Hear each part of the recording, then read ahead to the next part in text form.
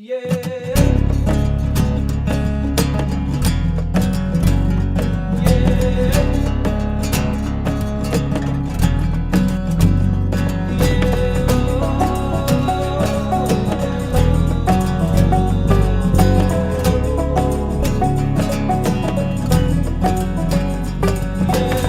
is the Into the Wilderness podcast, and I'm one of your hosts, Byron Pace. My partner in crime, my brother, who normally also here for the intro, isn't here this week, but he is in the body of the show, because yesterday morning he flew out to Austria to film a chamois hunt for the rest of the week. So I have been left to do the intro by myself. When he comes back and we put out the next show, we'll have a chat about his experience and what it was like, because he has never been, and neither have I actually, to Austria hunting chamois before. So it's going to be a new experience, much in the same way as we gave you a little recount of his time doing some photography on the moose hunt in Norway. So I'm quite looking forward to that, actually. We've got a double show for you today. Not just one set of guests, but two sets of guests. So first up, we're going to bring you a podcast that we actually recorded in March this year, back at the Iwa show, but we weren't allowed to release it because it talks about Wildboar Fever 9, which at that point hadn't been released. So we had to wait for Wildboar Fever 9 to be up on the MOTV platform before we could release this podcast. Now, it was actually released now maybe 2 months back. So we are bringing you an interview with Jim Shockey and Franz-Albrecht. Most people will know Jim Shockey because of the sort of the fame in the hunting world that he has, and he's also been on this podcast before. And Franz has become incredibly well known around the world because of his incredible shooting skill, as is showcased in the Wildboar Fever movies. So we talk to Franz and Jim about the MOTV platform, the kind of content that's on there, and how they see that sort of shaping the world of film content in the hunting space going forward. So it's just a short conversation of about 15 minutes. And then we go, rather appropriately actually, that I managed to tag these two together because we're talking a lot about film with Franz and Jim. But then we go into an interview with Brother Film. Now, we don't have the whole complement of Brother Film on the podcast, but we have two of the team, which is Marcus and Hugo, and they come on basically to talk about starting their company, their history, why they went into film, their training, or in this case, sort of lack of training, and how they managed to make a success out of something that they were passionate about. Go and have a look on YouTube and Vimeo at Brother Film and see some of the productions that they've been involved in. They're not really in the outdoor space specifically, but it is just such a high level of output. It's massively impressed us over the years.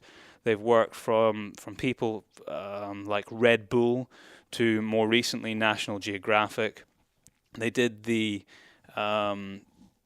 Neptune Steps, which we actually talk about in this podcast, which is a swimming and obstacle race in Glasgow, which is just truly epic. And if you go and watch that short film, it's only about 3 or 4 minutes long. You'll see the sort of the slickness of the operation. And I think we talk about it in here as well, but they turned that round within a matter of hours.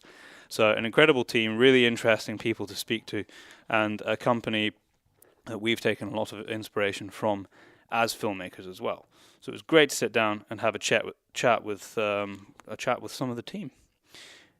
We have a competition winner to announce from 2 weeks ago. We had a Reloading with Rosie mug up for grabs, and all we wanted you to do was share the post or tag a friend. It was as simple as that. It ran on Instagram and it ran on Facebook, and I randomly selected one before I started recording the intro, and the winner was Matthew Potter. So congratulations, Matthew. All you have to do is contact the show, send us a message on any of the social medias, or feel free to email us. The email will be at the bottom of the description for this podcast. We also have a new competition for this week's podcast, and we're giving away the latest edition of the Hornady Reloading Manual. It is the reloading manual that I use myself, and it pretty much has every cartridge that you could possibly want to load for in it.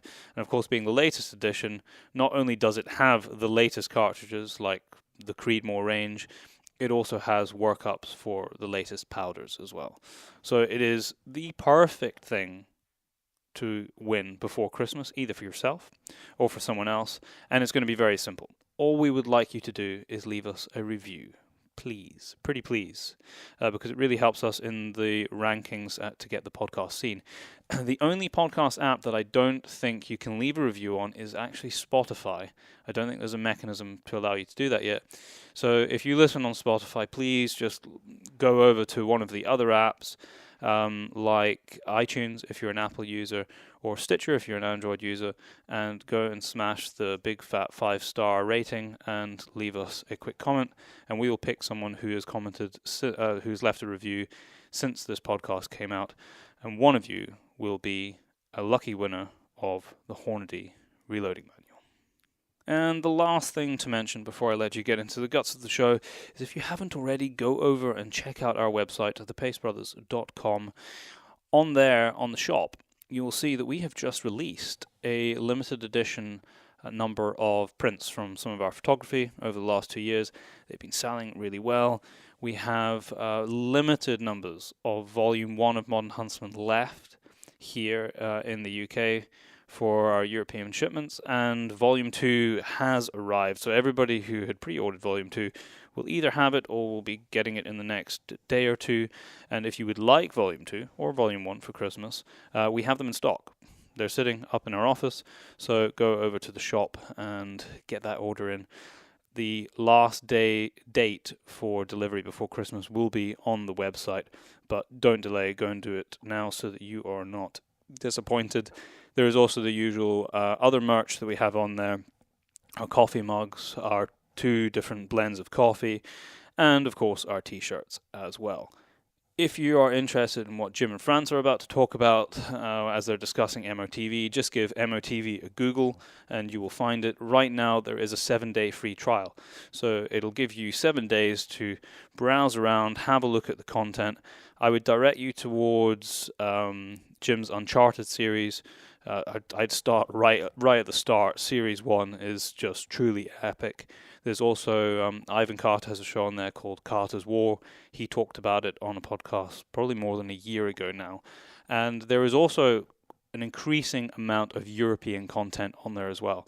So if you're someone who maybe looked at it living in the UK or in Europe a year and a half ago and were disappointed by not seeing roe deer stalking and stalking for stags and other European species that we're more used to hunting, that is now on there. So go and give it another look if you have already looked at it in the past, and then there is a monthly subscription after that. And I think that is it for this, for me giving you the intro by myself. When you hear from us again, it will be I'm not sure actually if we're going to put out another show before Christmas. No, we will. We will put out a kit show before Christmas. Probably my brother talking about this trip that he's just been on, and then we always try and give you sort of a rundown of what we've been using throughout the year. So we'll probably put that out next week. We will endeavour to do that.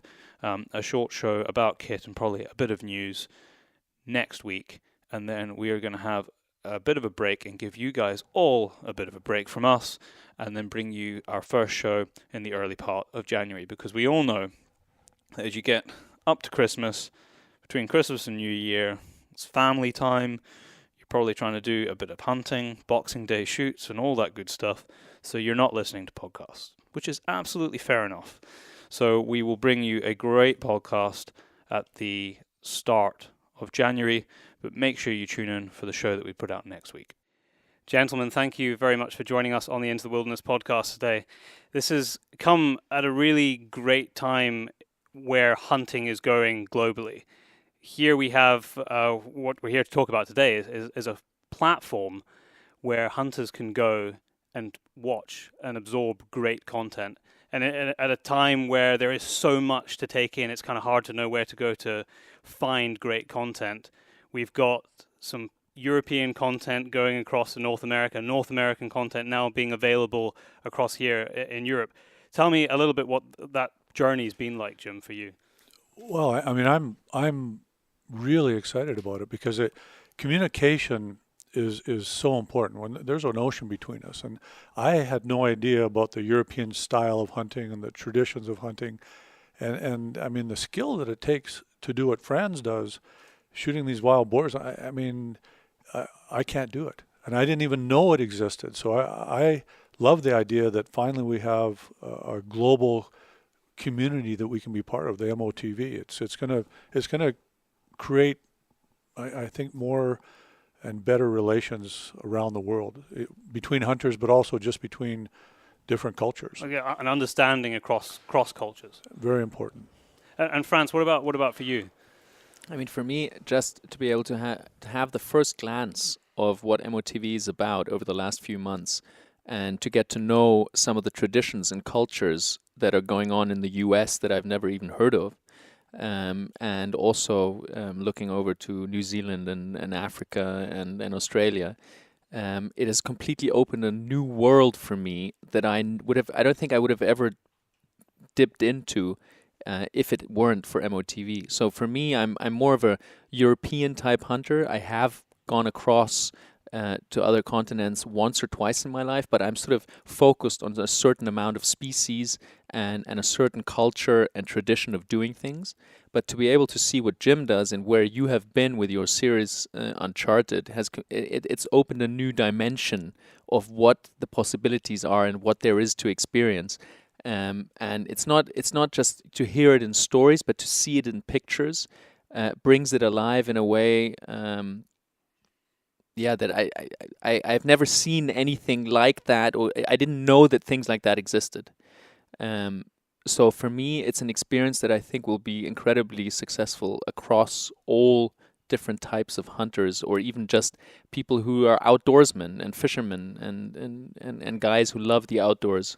Yeah, even the non-hunting public, I think, will be. I think that's important as well. Really important. They'll realize that this goes on, and the quality of the programming is I think one of the greatest draws. You can waste your life away on YouTube trying to find one clip that had any higher sensibilities in it.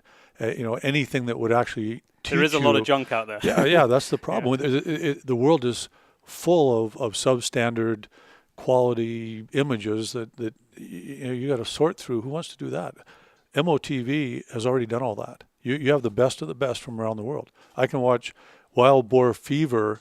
I know it's going to be the best quality. I'm not going to waste my precious time watching garbage or clicking through crap. It's suddenly there's quality right across the board. 14,000 different episodes and exclusivity. I mean, it's time has come, and thank goodness for MOTV.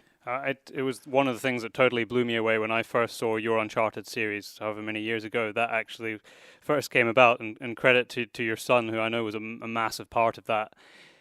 The storytelling in that and the quality of production, I think, is what is making series like that accessible for people who are possibly not hunters as well. Where do you see that dynamic going between the kind of content that we produce and how you can get people dipping into it who might never have seen that way of life before? I think we've got a way to reach into every single person's household in the world right now. That access has been controlled by big networks, and that means some executive in New York City is making a decision about what people get to watch. Now they don't have to listen to what he thinks they want to watch. They can watch what they want to watch. So I believe that MOTV will bring the viewers away, take the viewers away from those networks that are providing I mean, I guess the Kardashians is worth watching, and Honey Boo Boo. Is it? I don't know. The That's not the executive. first time I've heard you mention Honey Boo Boo, so I think you do watch that. Oh, it just, I'm sorry, I cringe every time these shows that are on there, these guys think that's what people want to watch. It's not what they want to watch. But MOTV, I guarantee they'll want to watch when they find out about it. So I think we're going to actually take non-hunting viewers away from the major networks and bring them to MOTV. It's better programming. And the great thing is, the people who will come in and watch it, they will have hunting and everything that goes with it put into context by people who are actually doing it, who are out in the field, and who, I mean, like, Jim, you've been out there for 100 years. Go ahead, say it. Yeah, go ahead. Let me fill in the words for you. And you've been in so many different countries, and you explain so well the kind of how the circle closes on a certain country and a certain animal that you're after, how the people around that animal live there and help you with the hunt, etc. So putting that into context is so important, and there's really not that many other places where you can get that. And I think that's what people are looking for. They want to understand more about it, and this is just one of the reasons why MOTV will be successful. But this will be the go-to place to put everything that has to do with hunting around the world into context for people who are interested. Yeah, tell the whole story. And where we're sitting as hunters, as a sort of global hunting community, if we look at the bigger picture, just not necessarily just film, where do you see the future of hunting going, or where do you hope it's going to go? We're in a fairly precarious position in certain countries around the world. I understand that's a very difficult question, but I don't know two people probably better to shed some light on that. Yeah, Jim, if you want to pick up first.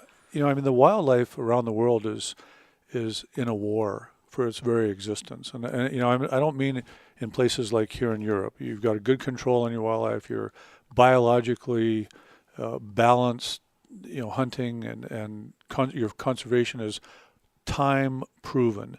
North America, we have a great model for the wildlife, but there's so many parts of the world where wildlife is under duress and under attack. And and the problem is that people that don't understand hunting, because they've never had it explained to them, like you were just saying, Franz, in this, that the kill is this much. That's what they focus on in the popular press, and they vilify us and marginalize us by saying, this is all hunting is. They just want to kill. No, that's not true. Hunting is all of this, including conservation, the economic benefits in these communities. So, I think wildlife's under attack right now, and hunters are truly the only hope in many of those places around the world. And I just know we have to win the fight. As we're being attacked, we just can't ever back down and apologize for doing what we do, because we're the only hope for the wildlife in many of those places. And I think with MOTV now, we can tell the rest of the story to, because it is about storytelling. And do you think we'll see an increase in video content through MOTV that is about the storytelling and the bigger picture, like your series has been? I hope so. I hope we've set an example and a standard that will be followed, and I know you do it on yours, and I believe the videographers coming forward, producers will also do the same thing, tell the rest of the story. And what about from your point of view, Franz? Yeah, I mean, I think it's difficult to generalize where hunting will go worldwide, because you have so many so many different places. So I guess in some places it's probably going to diminish and things are going wrong, like Jim was saying, and in other places maybe it will even become better, whatever that means. But in general, and I think you mentioned this before, Jim, is that one of the positive outcomes of MOTV and connecting all the hunters around the world could be that we'll become a force.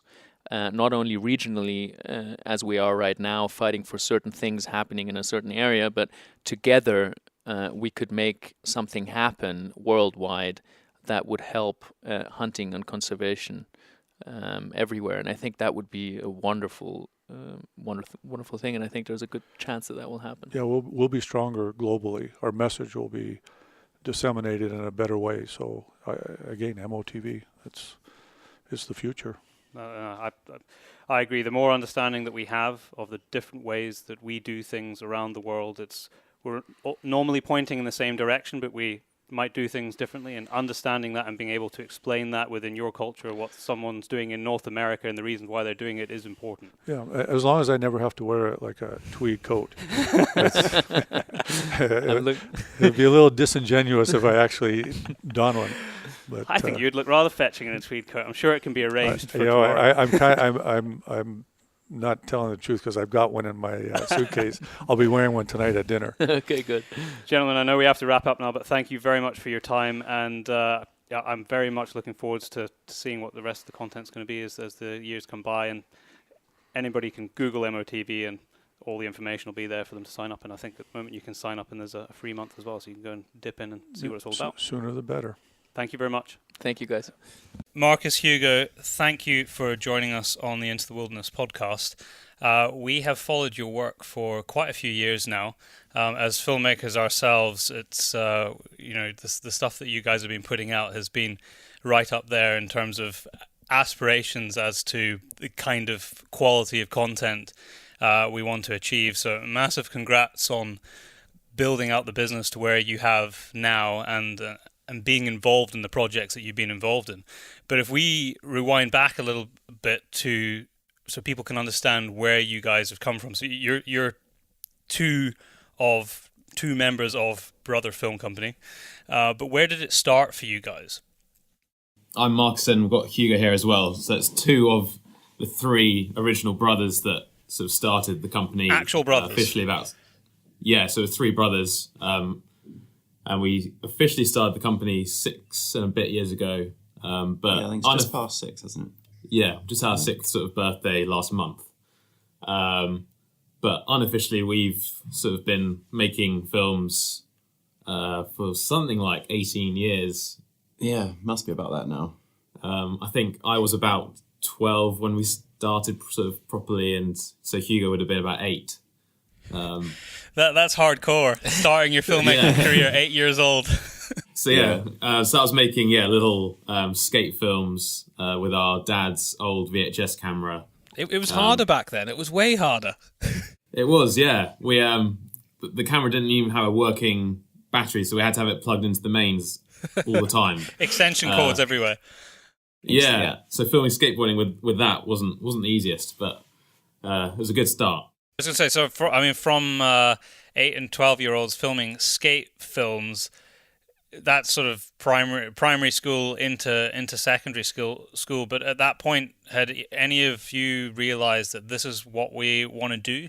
Because I know that we speak to people all the time who it was a passion for them, maybe as a youngster, and then they follow that sort of route that they feel that they need to take, which is to go to film school and do all that kind of formal education stuff in the filming world. It's not the route that we took, because I didn't realize is what we wanted to do when we were younger. So what was the journey that you guys followed? I mean, it was always a passion, but I think none of us really realized that it might be something that we want to properly pursue as a career until much later, really. I mean, none of us went to film school. None of us did any formal education for filmmaking. It was probably we all actually went to university and did things completely unrelated to filmmaking. I did psychology, and then 2 years later, Luke went and did real estate. And then 2 years later, Hugo went and did music production. So that's kind of related. It's related. Slightly related. At least semi-relevant. Yeah. But I think it was kind of during those university years that we still ended up filming in our holidays. I started doing work experience, sort of making little videos for companies that our family knew. So making a little bit of money. And then I think it was probably then that we kind of figured that it could be something we could do as a career.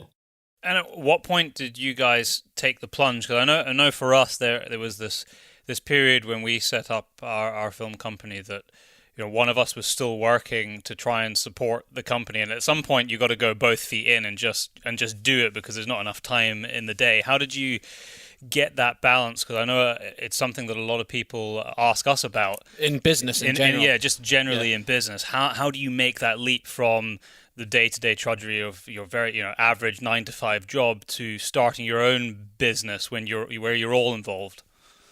Yeah, so initially it was just Luke, who isn't here, but he finished uni. I think he was applying for a few graduate jobs and just kind of realised that it wasn't really what he wanted to do. He was still living at our parents' place, and so there kind of wasn't any, the risk of trying to kind of pursue filmmaking was pretty low at that point. And Marcus was working in it was a post-production place, doing some editing work at the time. So it was kind of Luke that took the plunge first.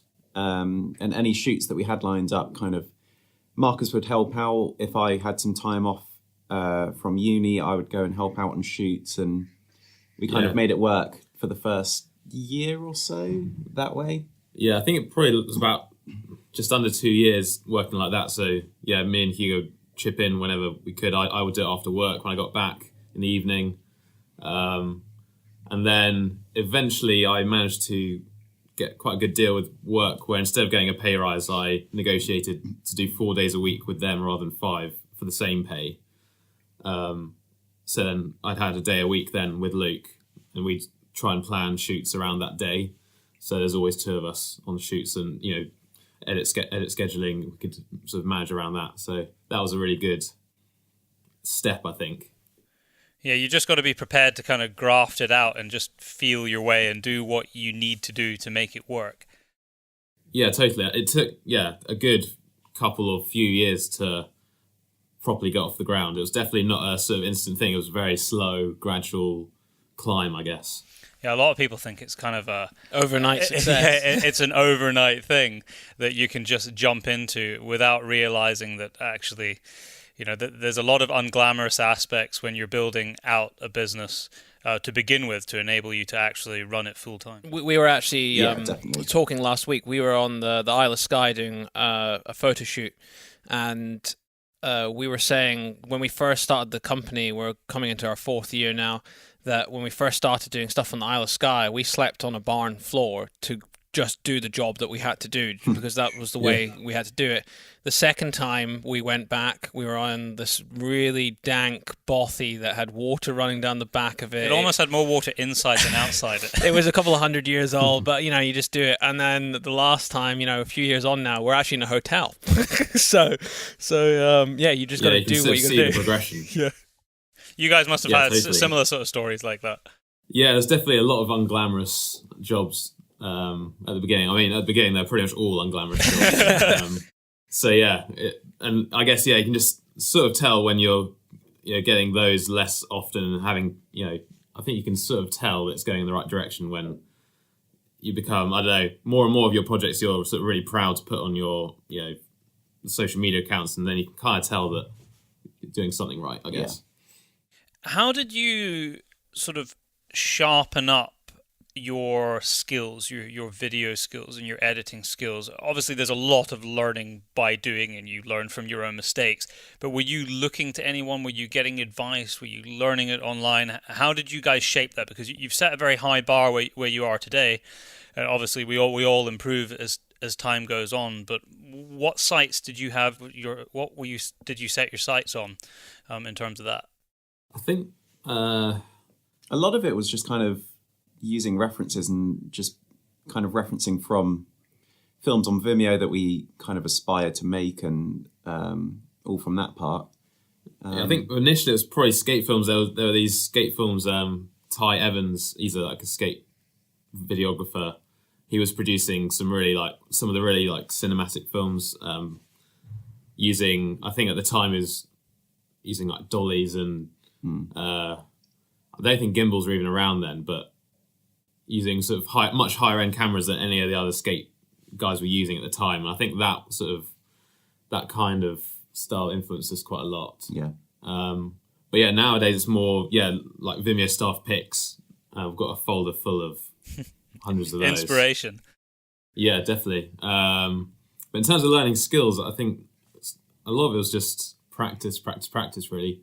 I as we mentioned before I joined full-time, I was an editor for a different production company. So I had 2 years of pretty constant editing 5 days a week for 2 years. So that I definitely learnt a lot in that time just through trial and error, I guess. And they had some other freelance editors there, so I was able to pick up quite a few things from them as well. Yeah, that's really useful if you have the opportunity to work Solid in for 2 years, pretty much. Yeah, that is. I don't know if I'd useful. fancy editing every day for 2 years, though. Yeah, it was quite intense at points, and I was definitely glad to mix it up as much as I could with Luke filming, and then eventually like sort of quitting that and starting up with Luke doing Brother full time was definitely a great day. At what point did you guys think, you know what, we've made it now? I know that the company is going to exist on into the future, and it's just a case of us building out from where we are. What was the sort of project that you landed and delivered and thought, shit, we've done it? I think probably a big moment was probably the first Red Bull event that we got, which would have been 4 years ago. Yes, now, I think. Yeah. It was a rowing event called Outrow. Red Bull Outrow. But it was probably one of the first where we had kind of external freelancers. We brought them in to build out our crew, and we were kind of all staying in a hotel in Wales, Gloucester somewhere. Yeah, Gloucester. But that felt kind of like quite a big step for us. Yeah, I think it was our first we had to get a bigger crew involved, and the film ended up on the Red Bull UK site. And I think that was definitely a bit of a changing point where you sort of thought, oh, right, this is like a proper sort of company now, kind of thing. I think one of the first Red Bull films I saw that you guys had done was the Neptune Steps. Yeah, that one was brilliant. Yeah, absolutely awesome. It looked like an incredible event to be part of documenting. Because you did that in 24 hours. The first one you did anyway. Yeah, that was a really intense turnaround. It's always quite often the way with Red Bull that they want it the next day to. I think the first couple were actually the same day, so we had to. I think the event was 10 a.m. finished at about 2, and they needed the full sort of review edit done by. They want it online at about 9, I think. That's mad. That's insane. So yeah, it was pretty intense, but that was a really cool event. I think we've done it three years of it, and it's really cool. Like great location and really fun. It's probably about a few of those that we ended up doing every year, and that kind of was a really good, base for what we. Just building up our sort of skills. What was the external skill sets that you brought in to help that? I mean, how many people were involved in the Neptune Steps productions? I saw some pictures that you put out, I think, from last year, and it seemed like an incredible crew. I think most of those. I guess last year. So now, our sort of fourth guy, Adam, joined a bit over a year ago now. So he would have been at the last one. So there's 4 of us full time, and then I think we brought in 2 or 3 other freelance camera operators in as well. I think last year and the year before I was editing full time in sort of the back office, because we had this same day turnaround. So there's probably 5 people filming. Yeah, I reckon about that. A producer and then me editing. How did you Did you start editing once you got all the content, or were you having stuff fed to you sort of as the event was going on? It was all fed, wasn't it? It was all fed. So I think the day before that year, we'd gone to, because it was all set in Glasgow, so we'd gone into Glasgow and got some establishing shots. So we'd laid all that in already. And then as people came in, they'd dump their cards with us and pick up a new one. I'd offload that straight away, and just you don't have time to select or anything. You're finding nice clips and just drag them straight into the timeline. Sort of already had a structure in mind, so it was sort of dragging and dropping really into place. Amazing. When I saw that you'd done such a quick turnaround for such a high quality of production, I couldn't quite work out how you'd done it, but we were massively impressed. Oh, cool, thanks. Tell us a bit about the Red Bull F1 films, because I saw the one with I think it was the manufacturing of a bolt, And I thought that the idea behind that, looking at what was involved in this one tiny component, was just brilliant, and the way that that was sort of put together. I know you've put some behind-the-scenes shots of passing gimbals through windows and that sort of thing. Yeah, that was, I think to date, that's probably one of our favourite films we've done, I think. Yeah. We've been involved with the Red Bull F1 guys for a few years now, and that was, I think, the second film we'd made for them. And we'd had a tour of their factory, and we were sort of discussing with them ideas around making some stuff at the factory itself. And we thought it was kind of a joint effort, I guess, between us and them, how to sort of get across the fact that they manufacture basically everything on site, and just the sheer amount of work that goes into every single part. So we sort of, thought, what is the simplest thing that they make? And it happened to be this bolt, even though it's like goes through, I don't know how many stages. I think it was about 15 processes just to create it and test it and get it in the car. So I think it was a 2-day shoot, quite a lot of planning beforehand. We were using a Sony F55, I think it was. Yeah, I think it was. Quick lenses. And then we had, at the time, MOTV M5 to do all the sort of gimbal stuff, like floating through the spaces. And then Hugo here composed this sort of classical, what was it, like orchestral sort of soundtrack? No, it's a piano soundtrack, but just composed it kind of with that video specifically in mind, just to kind of capture the bolt's journey, I guess. It makes the soundtrack that you pick for a piece of film makes such a massive difference to the mood and the feel. We often find that when you're having this conversation with clients, that they don't fully appreciate just how important it is to get that aspect right. It must have been incredible for you guys to have that skill set of being able to compose it from start to finish in-house. As you know, there's not all that many, especially small companies, that can do that. Yeah, it's kind of a part that we're pushing quite a lot at the minute, just because we love your studio. We saw it. We totally agree. I think it makes such a big difference to have the right song for each project, and it really kind of enhances the whole mood of the video. Yeah, I think you often find when you're watching videos online, you're noticing the same library tracks over and over, because often on some of them, there are only a handful of really good tracks on there, so everyone's using the same ones. And hearing something that you've heard before, kind of, however good the filming and editing is, the song can affect everything. So, we try and make, it's probably about 90% of our projects are all created the music sort of in-house now. And we're also offering that now to other production companies. We've got a small library. I think it's nearly about 100 tracks now that we're offering out as a sort of alternative to those big music library websites. So is that just on a similar sort of basis, like a license fee where you can use it? Yes, there's a couple of different options. So you can either just purchase a track from the library. It's kind of a license for either online or TV or whatever. But then we also offer a bespoke service. Yeah, so you could give like a reference of a song that you kind of want to imitate, or just kind of a style, and then kind of create a bespoke song for that project. A question we get quite a lot is what do you do first? Are you creating the track? Are you creating the film and then building the track into the film? And we've only had one real big-ish project where we've had the luxury of being able to sit down with someone who would write the music for us, and it was the first time I'd done it that way round before. How do you mix it up? Yeah, we always tend to edit with the song first, so we'll get that in place and then create the video around that. But I've created a couple of soundtracks over the video. Which is definitely a different process. It's definitely a different way of thinking. But I think both ways are.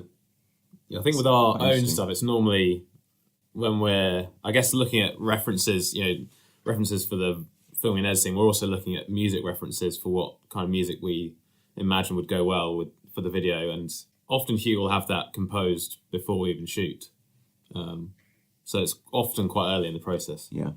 I guess it helps when you've got someone also in-house, so if it's not working, you can change something quite easily. Yeah, exactly. That's the real luxury of it, I guess. You can just tweak bits and bobs.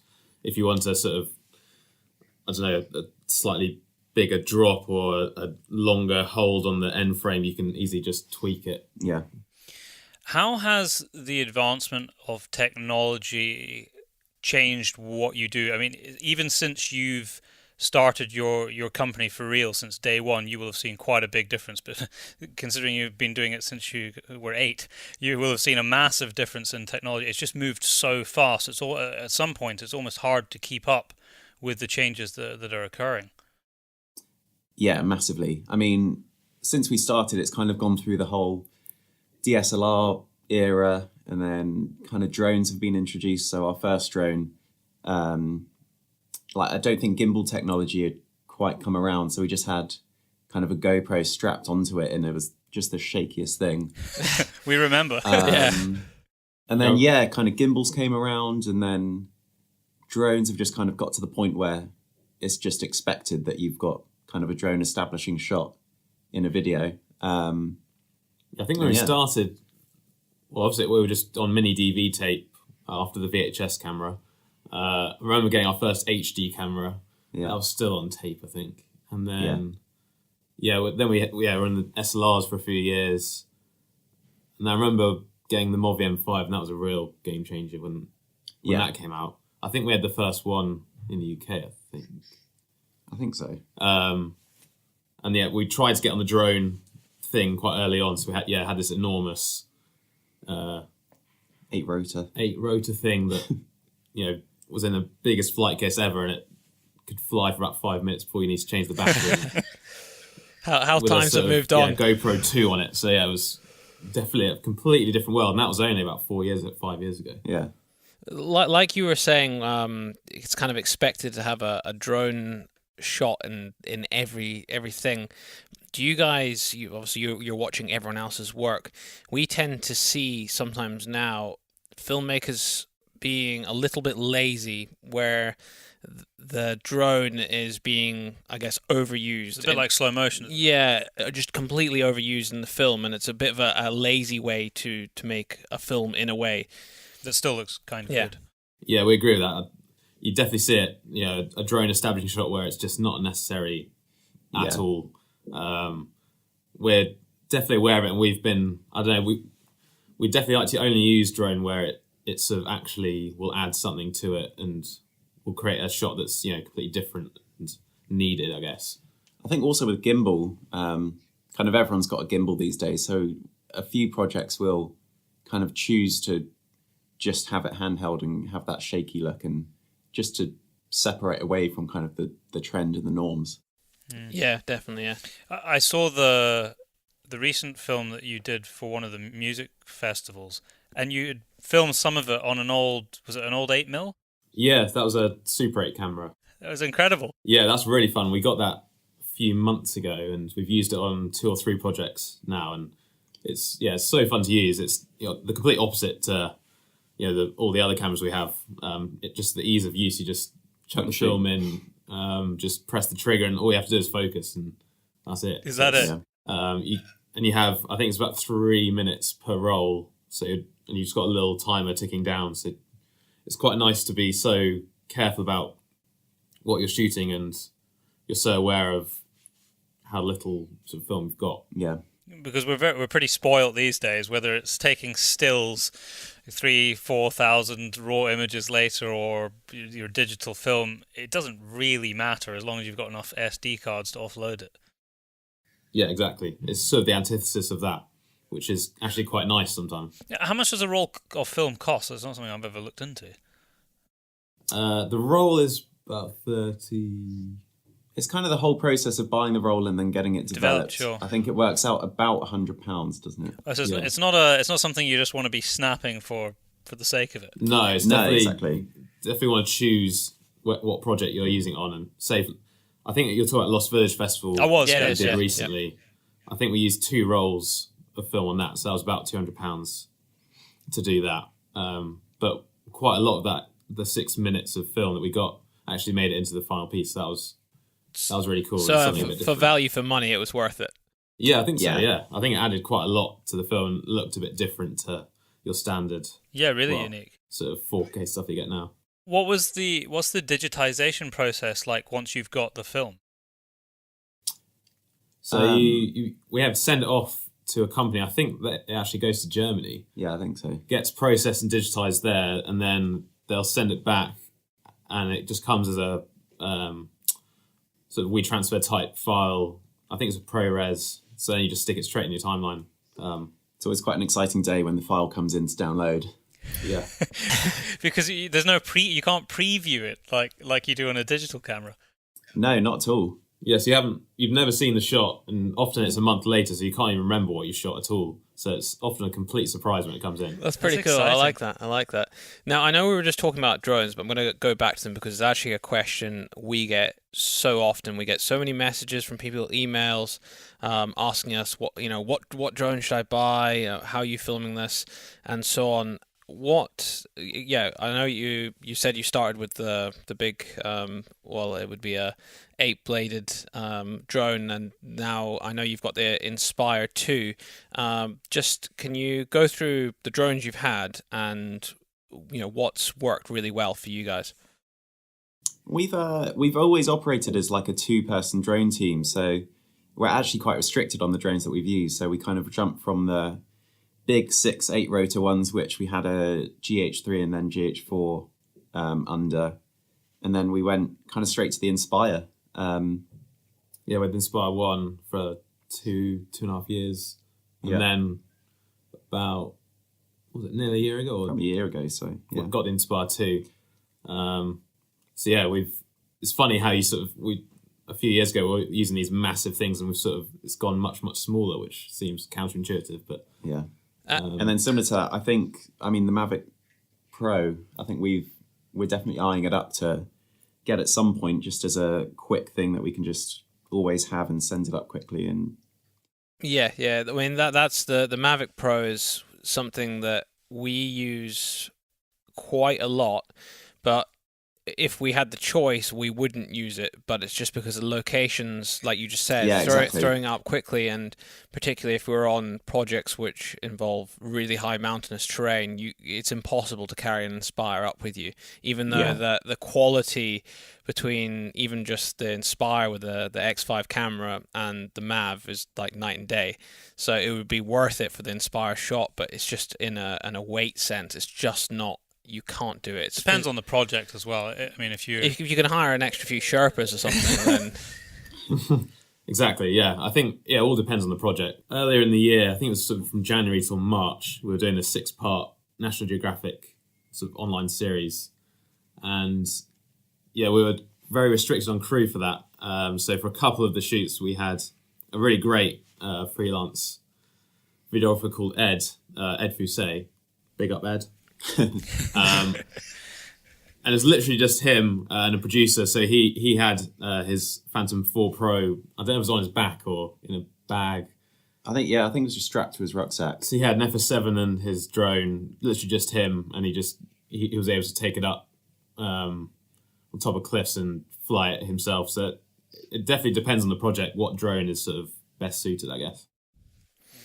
do you find one thing that it kind of stresses us out is operating a drone up here and doing it legally, having to go through your course, pay for your license, the insurance is expensive, and then you see a lot of filmmakers using them that you plainly know do not have a license to operate commercially. Does that frustrate you guys as well? Yeah, it's definitely frustrating, but I think it's just going to be a matter of time as people start to kind of understand all the laws and all the regulations that you do need to do. Yeah, I think it's still, it's such early days still that when you do buy a drone, say from your Asda. Yeah, on the high street somewhere. Anywhere now. Obviously, Anywhere, yeah. You're not told at the time. It's quite hard. You're not told that you need a license to do it commercially. You've sort of got to look it up, and even then it's quite complicated. Yeah. So I think it's still such early days that it's kind of too early for people to know. Similar to, I don't know, maybe in a few years it will be I mean, I imagine it's going to be clamped down on quite a lot in the next few years. Yeah, I expect so. I think we'll probably in 5 years look back and think how sort of primitive it was. Yeah, exactly. I mean, they shut it down pretty quickly in America, and I always, when we look at things, if they do it in America, they tend to do it here not too long after, and they managed to do it easily by a firmware update in all the DJI drones, which basically meant that you had to put in your license number for it to even take off, and that's basically what they did in America. Yeah, I can imagine that happening here for sure. Yeah, pretty soon. So, what does your day-to-day equipment list look like today? So yeah, we try and we like to own as much of the equipment that we use regularly as possible.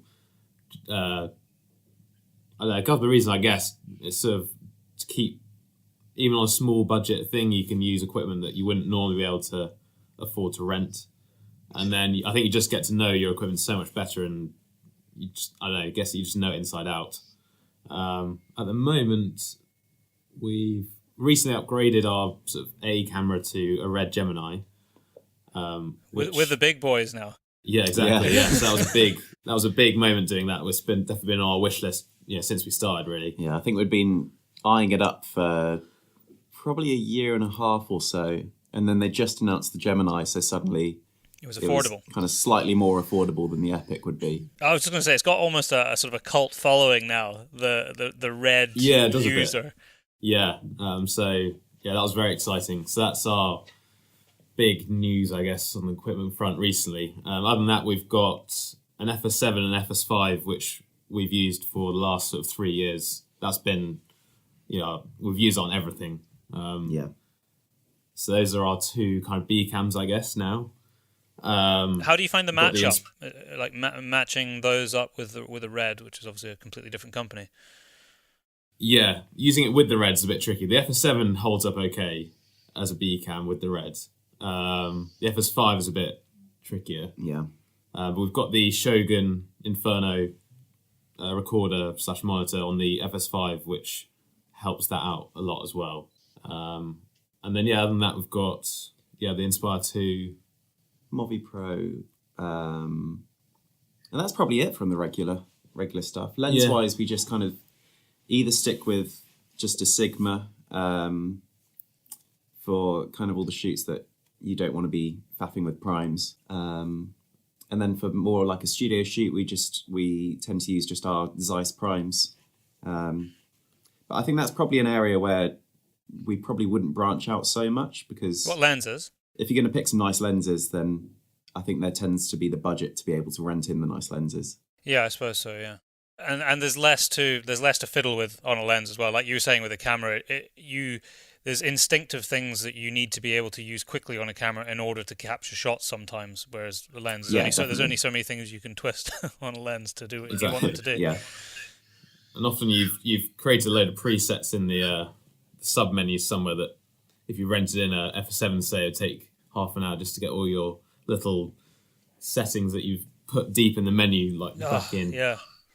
How do you find the jump from your Inspire to the Inspire 2? Because that's the X7 camera on the Inspire 2, is it? Yeah, it is. I think when we first got that, I think we were all quite blown away with the quality and just the jump from the X5 to the X7, because all of a sudden it was definitely matching probably the FS7 quality. Wow. Yeah, it wasn't. You didn't get that thing where it's obviously a drone shot, where the quality is noticeably just different. It just didn't really have that anymore. It just looked like the same camera just in the sky. So that was quite cool. And then getting so we got the lens set as well. So all of a sudden, when you're shooting on a 50mm up in the sky, it's looking a lot more cinematic. Yeah, that is pretty cool. Yeah. It looks fantastic. Certainly the test shots that you put up, we were pretty impressed. I still love the original test shot you did, I think, with your first Inspire, which was of someone on a motorbike. Oh, yeah, that was a good one. Was that one of you guys on a motorbike? No, that was our friend Jamie, who actually used to work with us quite a lot on the early, especially like the Red Bull shoots. He was our producer, but that's his bike. That was really cool. We really, really liked that shot when we did it. He must have been pleased as well because he looked super cool on it. Yeah, definitely. Yeah, I think he was pretty pleased to put that on his Facebook wall. I think he tends to be our test subject. So I think when we had our first drone, which was incredibly shaky, we had him riding a horse, like galloping past the drone as we were like flying past. He can ride a horse He's the too. go-to for test shots, yeah. Oh, fantastic. We've obviously established that you have no formal training in other than the training of the internet and trial and error and music. What would you say to aspiring filmmakers that might not necessarily want to do it as a career, but some advice to help them along the way? People are just passionate about it. I mean, obviously there is the film school path, but other than taking a similar approach to what we do, I guess just practice really. Just the more shoots and edits that you do, the better you'll get. I think we've learnt numerous skills, especially on the editing front, from YouTube, like After Effects bits, like making titles, animations. I think we're just watching just so much stuff on Vimeo, and like we used to watch every skate film account, just having all this knowledge of what looks good, what doesn't look good, how have they filmed that. So just putting in the time. Yeah, basically. It definitely, I mean, it took years and years to get at all good at filming. We didn't even know what editing was. Our first couple of videos, we thought you edited in camera, so we had to film each shot sequentially. Well, that is one way to do it. Yeah, I suppose so. If we didn't land a trick, we had to rewind the tape to the exact point where we'd started filming and do another take of it. I think just for fun, you should go back to that method and just make do a film. Yeah. One of the things that I think people, I've got one person in mind in particular who massively passionate about film and what film is and means to them, but so caught up in only wanting to pursue those big, meaningful type productions that it becomes very hard to ever really get off of the ground as a filmmaker. And well, like we kind of alluded to earlier at the beginning, we just do anything that involved giving somebody and being paid something for a moving picture, you would do, because it was a way to start building up the repertoire and learning.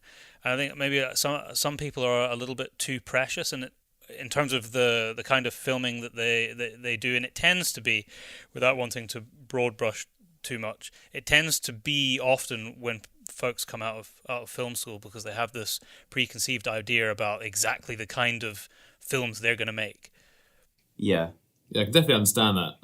I think we were the same as you.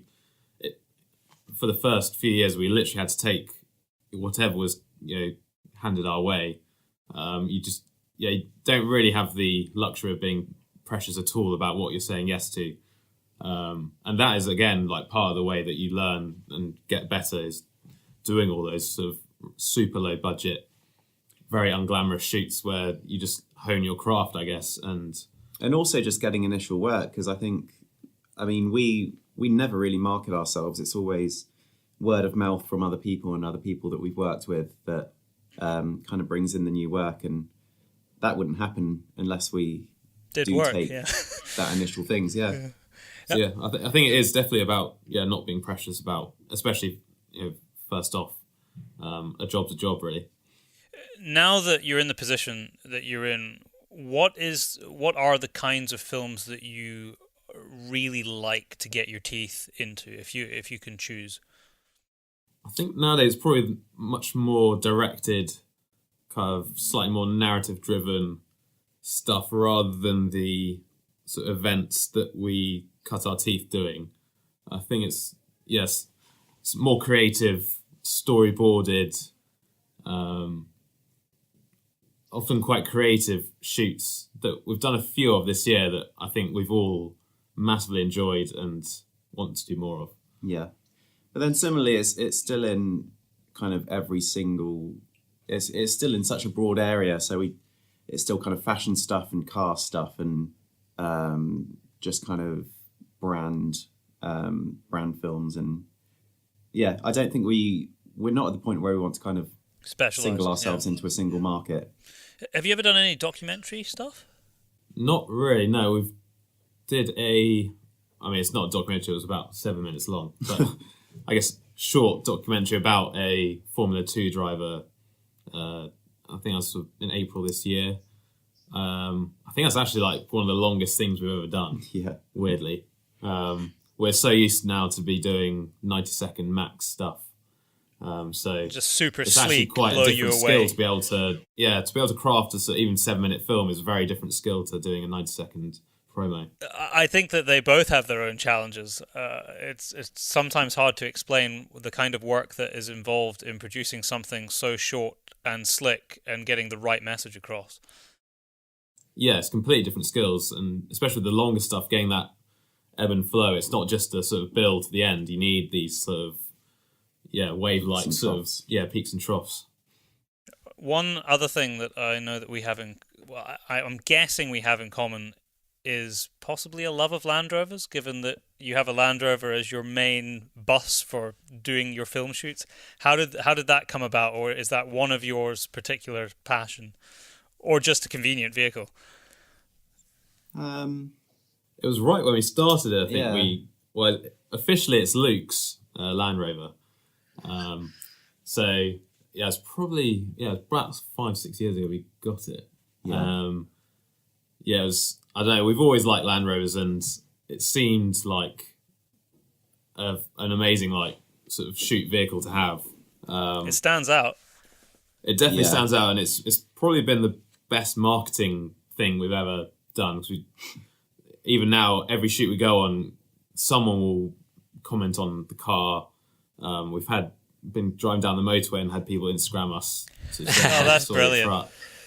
It's been definitely one of the best things we bought. It's definitely not ideal though for a long road trip. Oh no, it's horrendous. But Barnes Land Rovers, I think, has been used in more shoots for various clients than any other Land Rover that I know. Sometimes as the model. Yeah. Yeah, I bet. Yeah, especially nowadays. Now they're not producing them anymore.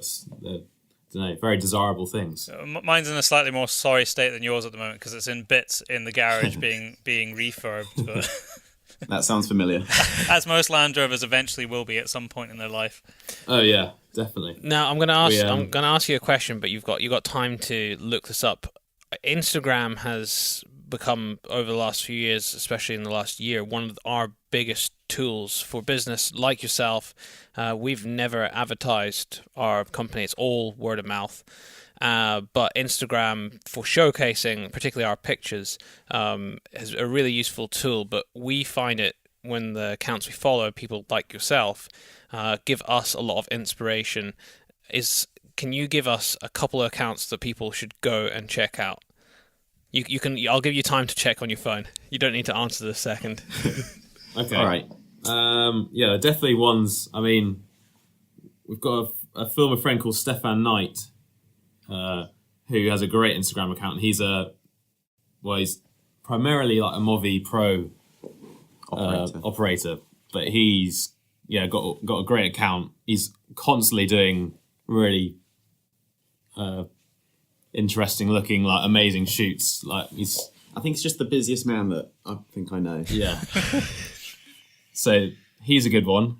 Trying to think. It's a good question. That's right. We'll let you mull over that while we carry on. I knew it would be one you'd probably have to look on your phone, because we know we've got certain accounts that we just go to all the time. I recognise, but can't necessarily remember the name of them. Yeah.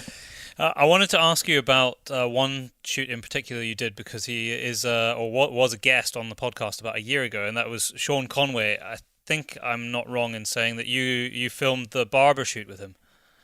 Yeah, we did. What was that? I really loved that. I thought the look and feel and almost the texture of the film in that was just perfect for what you were trying to achieve. Yeah, that was a really fun project actually. That was must have been 3-4 years ago. Yes, that was for Barbour. I think it was a campaign they're doing called Heritage of Adventure. It was like a sort of small capsule collection or something of their clothing. They got Sean involved, and we met up in the Lake District. It was a one-day shoot. One day. Windy.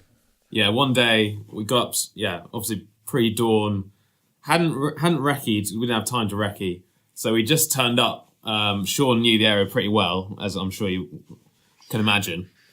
And yeah, we just found the nearest mountain and headed up. And we had every sort of weather conceivable. We had sort of pretty much gale force winds, rain, but then in the afternoon it turned into this like amazing sort of sunset scene. So we had it all, and yeah, that's probably why it doesn't look like one day.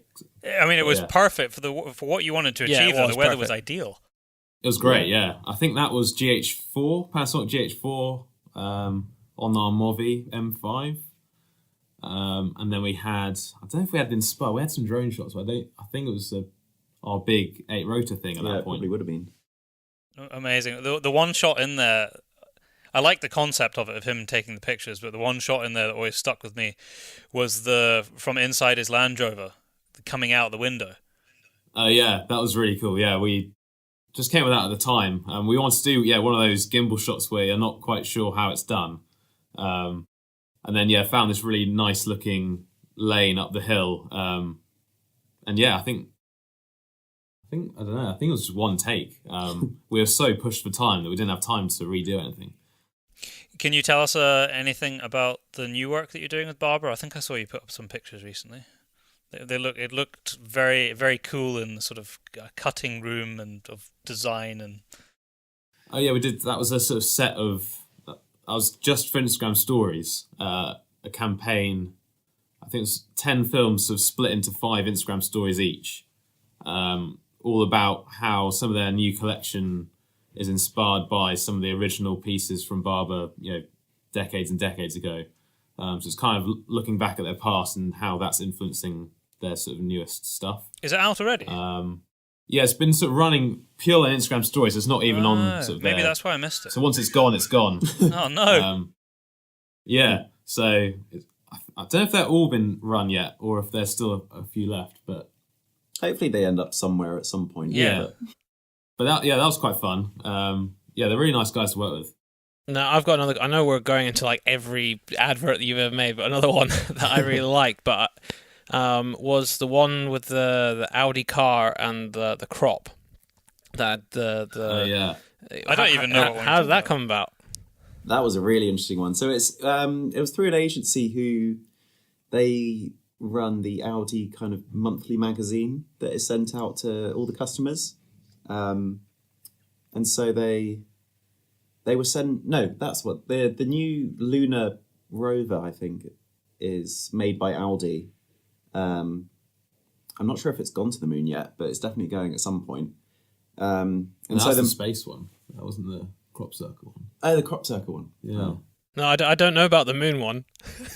Yeah, scrap that. I think it was a different Audi project. So yeah, that was. I think I was away at the time, but it was you and Luke, and it was like super intense shoot like overnight. Did you have to hire someone to make effectively crop circles? So it was a guy who, I think that's all he does is makes crop circles. I think he does it. He does it for quite a few brands just for kind of marketing tools. But he was known kind of in the crop circle community as a bit of a legend. I can't believe you've just used that line. Someone was known in the crop circle community. Carry on. It's quite an interesting evening finding out about the whole culture. But yeah, it was kind of shot through the night. So to try and keep it as authentic as possible, it was trying to be traditional. So in this farmer's field he knew it was all happening and he had kind of signed it all off, but to keep it as real as possible, it was kind of done in the dead of night with almost zero light. So if we kind of wanted to film when it was dark, we had to be on these really kind of dim torch lights to try and get the shots that we could. And then... Didn't you sleep in a tent? We slept in a tent for about 2 hours, and then I think they finished it around 5 a.m, just as the sun was rising, and so we had to get those kind of big sunrise shots of the thing when it was finished. Very impressive. It was very cool. It's very cool. But I would love to be involved in a shoot where you have to hire someone to do that with a crop. What, to make crop circles? Yeah, to make crop circles. Maybe we should we plan know the guy it. now if you want his number. You've got a guy. I got a guy who can do that. Absolutely brilliant. What is the? I mean, maybe it's this one. What is the strangest shoot that you've had to do, that you've had a commission for? Crop circles, That's number definitely one. one of them. That's definitely up there. Potentially the one that we're on at the minute, but I don't know if we could talk. Is that top secret at the moment? Yeah, we're doing one at the moment. It's a spoof luxury watch advert. Okay. So, yeah, we're trying to go super high-end sort of style, but it's all a joke. So that's quite funny trying to make that at the moment.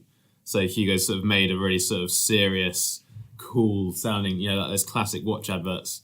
But it's all a complete joke. So it's quite fun, actually. We had one a few months ago, didn't actually go ahead, but we were researching for a few days how to hire miniature pigs. Like the teacup pigs. And how much they can act. Because in the brief, they had to do certain expressions on their faces. So we were researching a lot into miniature pigs for a week or so. I think they were going to earn more than we were. It turns out they're very expensive, miniature pigs. Well, I want to know the answer to that question. How much can they act? Not that much, it turns out. It was slightly limited what they could do. Yeah. In the script, they had things like the pig had to look concerned. So yeah, that didn't turn out to be possible. Yeah.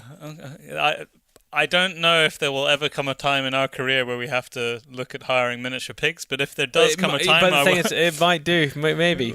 Again, they'll have the contact. You got the They've done the contact. research. They've done 3 days of research already. Yeah, if you need pigs or crop circles, we're here. Is there anything that you have coming up that you can talk about that you're looking forward to? Yeah, we've got quite a big Red Bull music shoot, which is starting tomorrow, and it's sort of on and off for the whole of November into the start of December. 6 shoots. I don't think we can say much more than that, Okay. but it's going to be quite fun. That's in London, Bristol, and Glasgow. The events have been announced. Anyway, It'll be on Red Bull TV. I guess. We don't want to get you in trouble. No. But yeah, that will be coming out on Red Bull. In sort of November, December. So that should be cool. And then we're planning a couple more shoots. I'm trying to think. Anything up in Scotland? I was going to say, you've got Glasgow seems to where you go to, but do you go any further north to the nicer parts of Scotland? No, we've never done a shoot. Actually, we did one right at the start, right in the Highlands. But in the past 5 years, we haven't been any further north than Glasgow. No, we haven't. We've pitched many ideas to kind of drive around Scotland, but annoyingly, none of them have pulled off yet. Yeah, the North Coast 500 we wanted to do for a while. Do something on that. We were just on that actually. Like Twice in the last year filming up there. Not actually on the route, but you got to take the route to get to the locations. Yeah. Yeah, we're dying to go up there. So That's lovely. yeah, fingers crossed something will come up where we can come up right up there. Gents, it's been fantastic having you on. I think it'll be a great... I need the Instagram. I need the Instagram accounts. sorry. Daryl's coming back on the Instagram. Meanwhile, they haven't been looking at the phone. No. They've been answering questions. Yeah. Wait a minute. I mean, there are a few of those filmmaking accounts like filmup.co. I mean, Freefly is definitely a good one. Actually, yeah. Anything Freefly put up. Because they always... They love a good repost, so there's always kind of proper kind of Hollywood films that have behind the scenes shots of how a shot was done with a Movi or with an Alta. I like that. Yeah, they always put up really good content. A similar one is Filmmakers, but with that it's FILMAKRS. That's another huge sort of behind the scenesy type one that we follow quite religiously. I was just going to ask you actually. Well, you can carry on looking at Instagram accounts. How is your? I know you've just moved into a new premises and you've got a new music studio. How is it? Yeah, it's really nice. It's so in the past I'd just been making the music kind of at my part of the desk in the office, just with headphones and my little keyboard, and it wasn't the ideal situation. So to have my own space and actually play music out the speakers is quite revolutionary for me. That's pretty cool. Yeah, we've started offering kind of voiceover sessions, and it's a really nice space to be able to bring people into. That's actually quite handy for us, because sometimes we have clients that we have to do voiceovers, but they're all down south in London. Where exactly are you guys based? Yeah. We're in Peckham, so southeast London. Okay, there you go. But yeah, we've done a few sessions this week actually for clients that aren't for different production companies coming in and using it as a VO space for an hour or two. So yeah, we're definitely pushing that quite a lot. That's brilliant. And what's it like having a fresh, big office space? It's great. Yeah, we started off in a bedroom at one point in the past. Yeah, that's same as us. We were at our parents' house for the first 3 years, I think. So yeah, and then we moved into a sort of shared workspace, a sort of big sort of shared room with a few other similar sort of 1 or 2 man band companies, and then in last January moved into this space, which is a real game changer. Having your own proper office and now having this music studio, it's really come on leaps and bounds in the past year. Yeah. Well, the pictures that you put up look really, really smart. It does look. It has the look from the outside of the same quality as your films now. Oh, thanks. And not that I'm making any judgment on whatever it looked like before, because I have no idea what the previous place looked like. But the new pictures that you put up of your new office, it looks really cool. Oh, thanks. Yeah, we're very, very pleased with it. Yeah. Well, gents, it's been great to have you on. I'm sure a lot of people will have taken inspiration and probably some notes off the back of this podcast. It's also great just to have a chance to speak to other people who make film and great film as well. Like we said at the start, we've watched your stuff for the last few years and taken a lot of inspiration ourselves from the kind of films that you've made. Probably. Not knowingly stolen little ideas that we've seen, just the same as we all look at Vimeo looking for ideas and concepts. So yeah, thank you very much for the content that you put out, and I can't wait to see what comes in the future. Oh, thanks for having us on. Yeah, thank you very much. It's been really fun. No problem. And that is it for today. Until a week's time, when we give you our pre-Christmas kit rundown and a bit of a news update, get some stories from Daryl from his trip to Austria. Don't forget to enter the competition for this podcast, which is to win the latest edition of the Hornady Reloading Manual. All we wanted you to do was go onto your podcast app and leave us a review. Preferably positive, but we'll take criticism too, so don't be afraid. Any review is welcome, because we can always learn from it. And I think that's it for me. I can't pad it out so much when I don't have someone else to talk to. So we hope you enjoyed our double whammy of a podcast today, and we will be speaking to you soon.